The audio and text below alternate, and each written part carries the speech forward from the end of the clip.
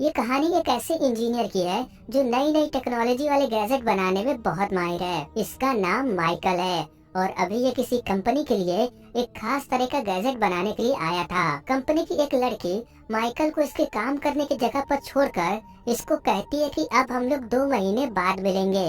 यानी कि माइकल को इस प्रोजेक्ट पर तब तक काम करना होगा जब तक काम कंप्लीट ना हो जाए। माइकल भी ये बात जानता है क्योंकि इसका काम ही वही था।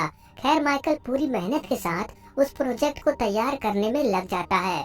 इसके बाद हमें 2 महीने बाद का सीन दिखाया जाता है जहाँ कंपनी वाले इसका काम देखने के लिए आए थे। माइकल इन्हें अपना काम दिखाता है जिस पर वो लोग कहते हैं इसमें नया क्या है, ये तो पहले भी ऐसा ही था। तब माइकल कहता है मुझे ये स्क्रीन पसंद नहीं और ये स्क्रीन को हटा देता है, मगर वीडियो अभी भी चल रहा था जिसे देखकर कंपनी वाले बहुत खुश होते हैं। इसके बाद हम लोग देखते हैं कि माइकल को कंपनी वालों ने एक कुर्सी पर बांध कर रखा हुआ है और इसके सर पर कोई डिवाइस लगाकर पिछले 2 महीने की मेमोरी को इसके दिमाग से मिटाया जा रहा था। प्रोसेस पूरा होने के बाद जब माइकल को होश आता है तब शॉर्टी, जो इसका दोस्त भी है, वो इससे पूछता है आज क्या तारीख है। माइकल इन्हें 2 महीने पहले की डेट बताता है जिससे साफ था कि अब माइकल को पिछले 2 महीने की कोई भी बात याद नहीं। कंपनी की एक लड़की माइकल को इसके काम के पैसे देकर कहती है कि आज से तुम हमें नहीं जानते और ना हम तुम्हें जानते हैं। माइकल कहता है हाँ मैं जानता हूँ, मैं इसी बात के तो पैसे लेता हूँ। थोड़ी देर बाद अकेले में शॉर्टी और माइकल आपस में बातचीत कर रहे थे। शॉर्टी माइकल से पूछता है क्या तुम्हें ये जानने में कोई दिलचस्पी नहीं कि तुमने इन पिछले 2 महीने में क्या क्या किया। माइकल कहता है मुझे ये जानने में कोई दिलचस्पी नहीं, मुझे मेरे काम के पैसे मिल जाते हैं, मैं इसी में खुश हूँ। इसके बाद माइकल अपने घर आकर टीवी देखने लगता है। घर पर इसके एक दोस्त ने माइकल को किसी पार्टी में आने का इनविटेशन कार्ड भेजा था। फिर क्या था, माइकल शॉर्टी को लेकर उस पार्टी में पहुँचता है। यहाँ पर माइकल की नजर एक बहुत ही खूबसूरत लड़की पर पड़ती है। माइकल उस लड़की के पास जाकर उससे बातचीत करने लगता है। ये लड़की अपना नाम रेचल बताती है। माइकल इसको पहले ही मुलाकात में इसको लॉन्ग ड्राइव पर चलने के लिए कहता है, जिस पर रेचल कहती है अगर हम दोबारा मिले तो जरूर जाएंगे। तभी यहाँ माइकल का दोस्त जिमी आता है जिसने माइकल को यहाँ इनवाइट किया था। जिमी माइकल को बताता है कि मेरे पास तुम्हारे लिए एक बहुत बड़ा काम है जिससे अगर तुम करोगे तो तुम करोड़ों रुपए कमा सकते हो। माइकल कहता है मजाक करना बंद करो और असली बात बताओ। जिमी कहता है ये कोई मजाक नहीं है, इस काम को करने के लिए तुम्हें 2 से 3 साल लग सकते हैं। माइकल हैरान था कि आखिर ऐसा क्या काम है जो इतने सालों तक चलेगा। जिमी कहता है काम की डिटेल तुम्हें वहाँ पहुँचकर बताई जाएगी। अगर तुम ये काम करते हो तो जिंदगी भर कोई काम करने की जरूरत नहीं, तुम्हें इतने पैसे मिलेंगे कि तुम अपने सारे सपने सच कर सकते हो। ये सुनकर माइकल तैयार हो जाता है और अगले दिन हेलीकॉप्टर से काम करने की जगह पर पहुंचता है। वहां पर इसे जॉन नाम का एक आदमी मिलता है जो माइकल को बताता है कि आप इस जगह से बाहर नहीं जा सकते और ना ही आप किसी से कांटेक्ट कर सकते हैं जब तक आपका काम पूरा ना हो जाए। ये लोग माइकल का सारा सामान भी ले लेते हैं क्योंकि अंदर कुछ भी ले जाना मना था। और फिर माइकल को एक खास तरह का इंजेक्शन भी लगाया जाता है। पूछने पर वो बताते हैं कि ये आपकी याददाश्त मिटाने का प्रोसेस है। जब आपका काम पूरा हो जाएगा तब दूसरा इंजेक्शन लगाते ही आपकी सारी याददाश्त मिट जाएगी। इस दौरान जो भी आपने काम किया होगा वो सब आप 1 सेकंड में भूल जाएंगे। ये सब होने के बाद जिमी इसको काम करने की जगह दिखाता है जो अंदर से बहुत बड़ी थी, जिसमें बहुत सारे लोग काम भी कर रहे थे। इन्हीं में से रेचल भी थी, जिसे देखकर माइकल बहुत खुश होता है। जिमी इन लोगों को बताता है कि आज से माइकल भी हमारे साथ काम करेगा। इसके बाद जिमी माइकल को लेकर बाहर आता है और इससे पूछता है एक बार फिर सोच लो, क्या तुम ये काम करना चाहते हो।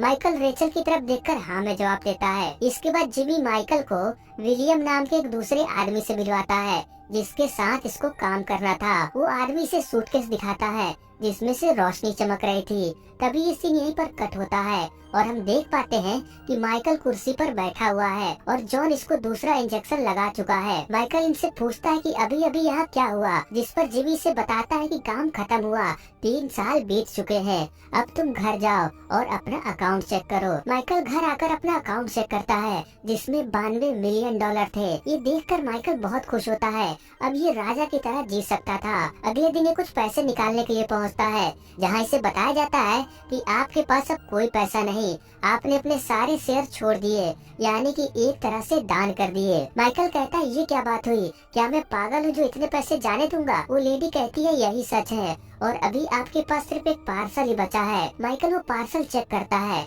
जिसमें एक चश्मा, एक घड़ी और एक सिगरेट का पैकेट और भी बहुत सारे सामान थे। माइकल कहता है ये सामान मेरा नहीं है, जरूर आप लोगों से कुछ गलती हुई है, प्लीज आप उसे चेक करें। जिस पर वो लेडी कहती है ठीक है, इसमें थोड़ा टाइम लग सकता है, आप बाहर वेट करिए। माइकल बाहर बैठा इंतजार कर रहा था, तभी यहाँ पुलिस ऑफिसर आकर माइकल को पकड़ लेते हैं। ये लोग माइकल से पूछते हैं कि आखिर तुमने क्या बनाया है जो तुमको इतने सारे पैसे मिले, और तुम्हारे पास जो सामान है इसका क्या मतलब है।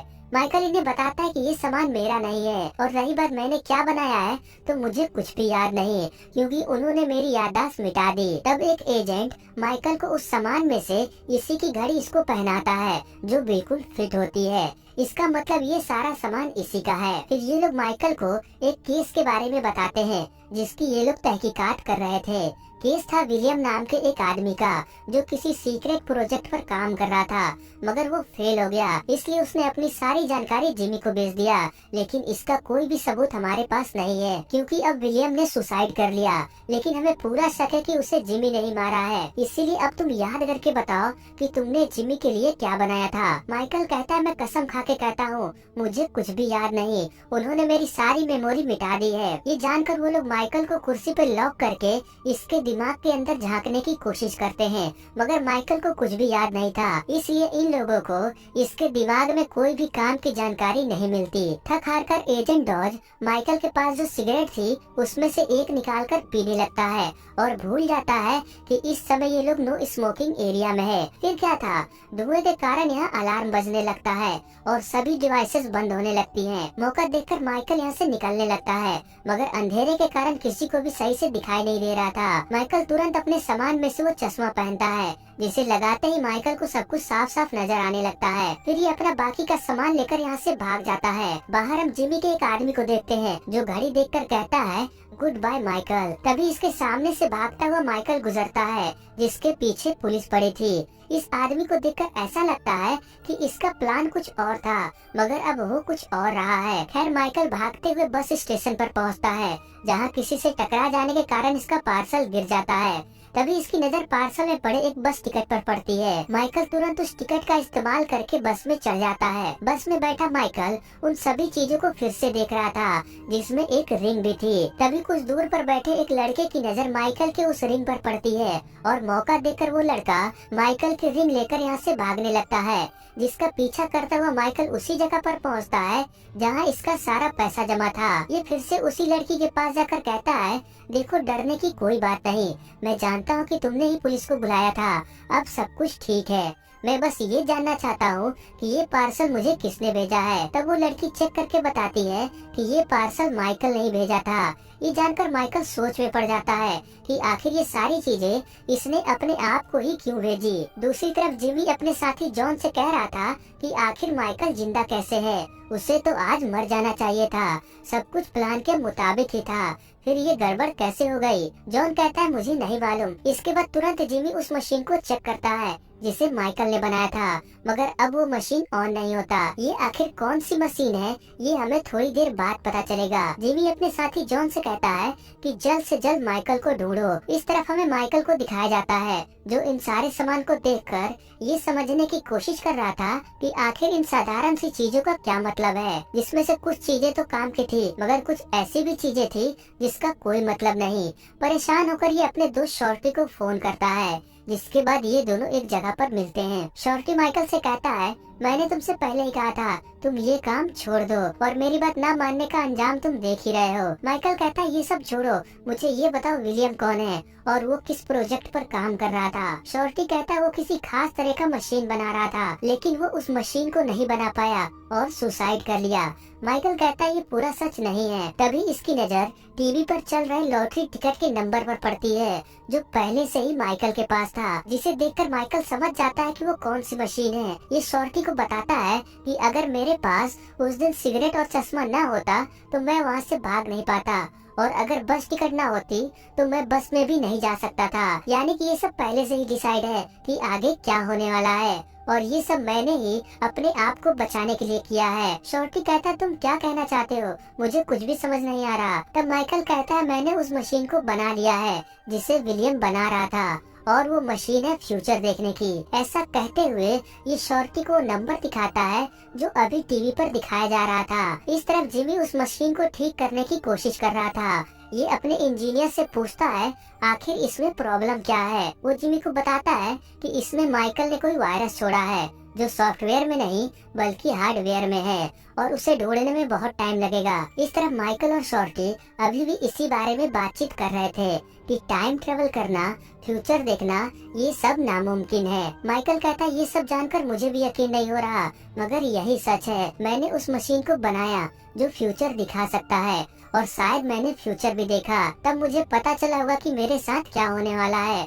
इसीलिए मैंने अपने आप को बचाने का पूरा इंतजाम पहले ही कर रखा है। जब ये दोनों बातचीत कर ही रहे होते हैं तभी माइकल की नजर जॉन पर पड़ती है जो अपने साथियों के साथ माइकल को पकड़ने के लिए यहाँ पर आया हुआ था। फिर क्या था, माइकल और इन लोगों में लड़ाई होने लगती है। माइकल इन लोगों से बचते हुए एक टनल में पहुँचता है। तभी इसके सामने जॉन आकर इसको गन पॉइंट पर ले लेता है। माइकल कहता है अच्छा तो तुम हो इन सब के पीछे। जॉन कहता है इससे कोई फर्क नहीं पड़ता, सच ये है कि अब तुम मरने वाले हो। तभी इन्हें ट्रेन आने की आवाज सुनाई देती है। माइकल जॉन को चकमा देकर भागने लगता है, लेकिन टनल से बाहर निकलने का रास्ता बहुत दूर था। इसीलिए माइकल उस पार्सल में से एक पिन निकालकर यहाँ पर शॉर्ट सर्किट कर देता है, जिससे ट्रेन रुक जाती है और ये बच जाता है। इस तरह पुलिस वालों को भी ये पता चल गया था कि माइकल ने ऐसा मशीन बनाया है जो फ्यूचर दिखा सकता है। इनका बॉस कहता है सोचो अगर ये बात सच हुई तो हम इस दुनिया में जो चाहे वो पा सकते हैं। दूसरी तरफ हम देखते हैं कि माइकल एक बुरा सपना देख रहा था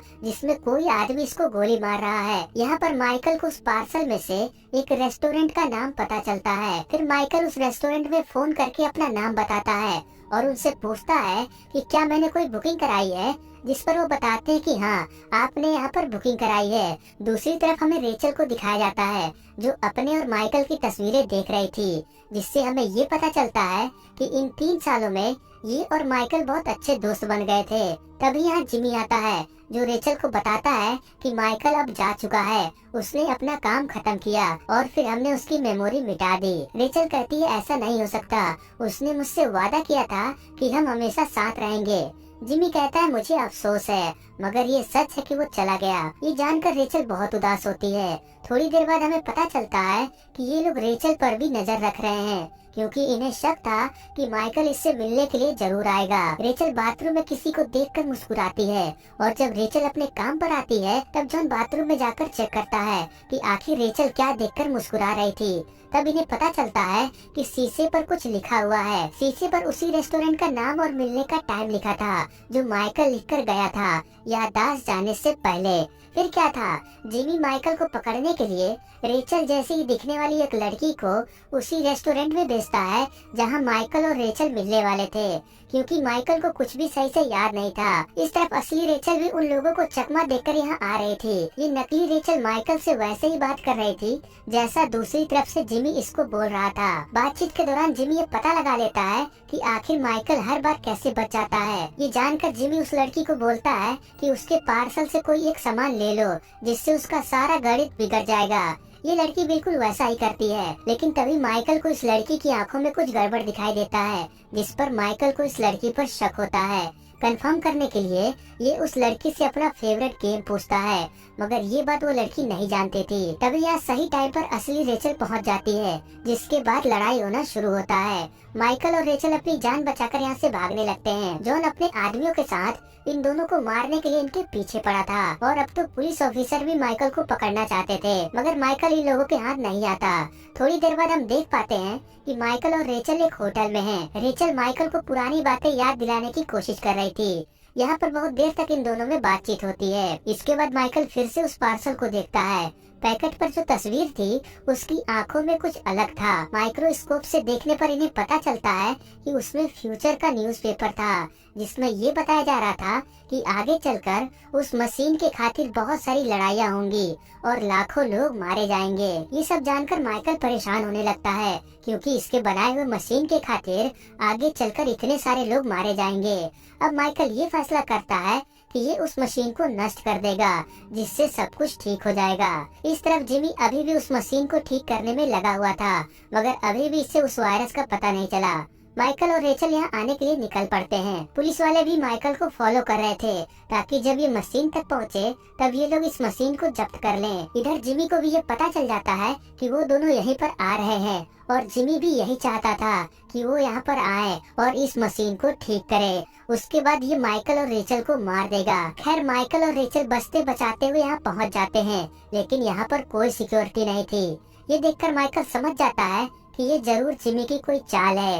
ये अंदर पहुंचकर दरवाजा लॉक कर देता है, जिससे अब बाहर से कोई दरवाजा नहीं खोल सकता। फिर ये उस मशीन को ऑन करता है, मगर वो मशीन चालू नहीं होती। माइकल समझ जाता है कि जरूर इसी ने कोई वायरस छोड़ा होगा। ये तुरंत उस वायरस को पार्सल में मिले एक न्यूज़पेपर के टुकड़े की मदद से उस वायरस को ढूंढकर हटा देता है, जिससे अब मशीन चालू हो जाती है। ऐसा होते ही जिमी को भी पता चल जाता है और ये इन दोनों को खत्म करने का ऑर्डर देता है। माइकल इस मशीन को नष्ट करने से पहले अपना फ्यूचर देखता है, जिसमें इसको पता चलता है कि ये आज और यहीं पर मारा जाएगा। ये रेचल को दिलासा देता है कि इसमें घबराने की कोई बात नहीं, मैंने पहले भी अपना फ्यूचर बदला है और आज भी ऐसा ही होगा। तभी बाहर जिमी के आदमी आकर दरवाजा खोलने की कोशिश करते हैं, मगर दरवाजा नहीं खुलता।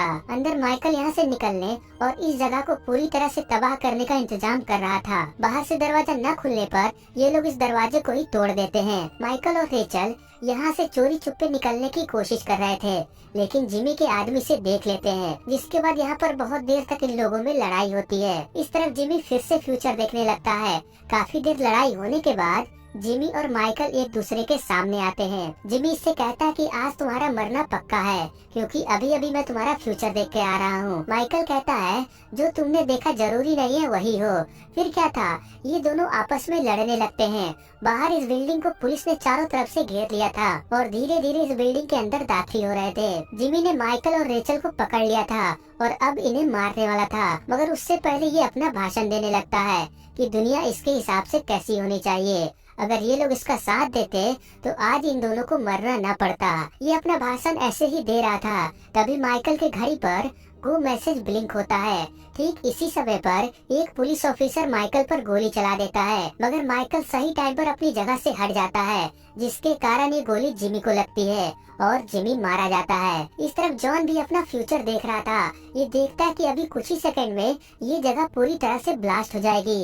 ये कुछ समझ पाता तभी ब्लास्ट होना शुरू हो जाता है और ये यहीं पर मारा जाता है। ऐसा होते ही ये जगह और फ्यूचर देखने की मशीन पूरी तरह से बर्बाद हो जाती है। माइकल यहाँ से जाते समय अपना घड़ी निकालकर यहीं फेंक देता है। सब कुछ शांत होने के बाद पुलिस वाले यहाँ आकर छानबीन करते हैं। एक ऑफिसर को माइकल की फेंकी हुई घड़ी मिलती है, जो चुपके से ये अपनी जेब में रख लेता है। इसका सीनियर इससे पूछता है क्या तुम्हें कुछ मिला, जिस पर वो ना में जवाब देता है। अब हमें मूवी का आखिरी सीन दिखाया जाता है, जहाँ माइकल और रेचल हंसी खुशी किसी दूसरे शहर में जाकर रह रहे थे। माइकल रेचल से कहता है कि आज से मैं ऐसा कोई काम नहीं करूँगा जिसमें याददाश्त मिटाने का प्रोसेस हो, क्योंकि अब मैं किसी को भी भूलना नहीं चाहता।